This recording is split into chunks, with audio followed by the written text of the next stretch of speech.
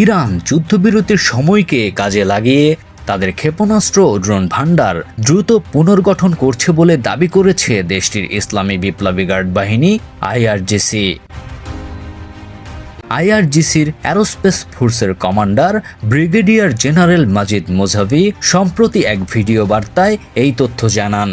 তিনি বলেন, যুদ্ধবিরতির এই সময়ে ইরানের ক্ষেপণাস্ত্র ও ড্রোন উৎক্ষেপণ ব্যবস্থা বা লঞ্চ প্ল্যাটফর্মগুলো দ্রুত হালনাগাদ করা হচ্ছে।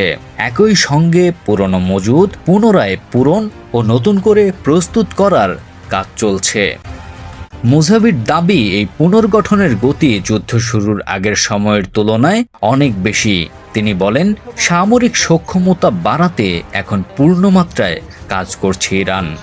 তিনি আরও জানান, ইরানের কাছে থাকা তথ্য অনুযায়ী প্রতিপক্ষ দেশগুলো নিজেদের জন্য স্থায়ীভাবে অনুকূল পরিস্থিতি তৈরি করতে পারছে না। ফলে তারা বিশ্বের বিভিন্ন অঞ্চল থেকে ধাপে ধাপে সামরিক সরঞ্জাম ও গোলাবারুদ সংগ্রহ করতে বাধ্য হচ্ছে।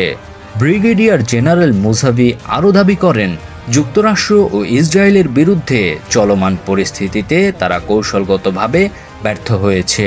তার ভাষায়, হরমুজ প্রণালী এবং মধ্যপ্রাচ্যের বিভিন্ন অঞ্চলে তাদের অবস্থান দুর্বল করা হয়েছে।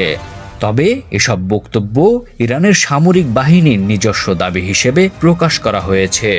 পশ্চিমা গণমাধ্যমের মতে এই তথ্যগুলোর স্বাধীন সত্যতা যাচাই সম্ভব হয়নি।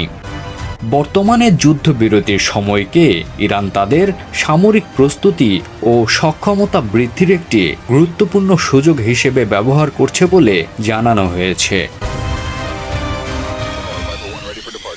Viper 1 cleared for takeoff. Runway 27.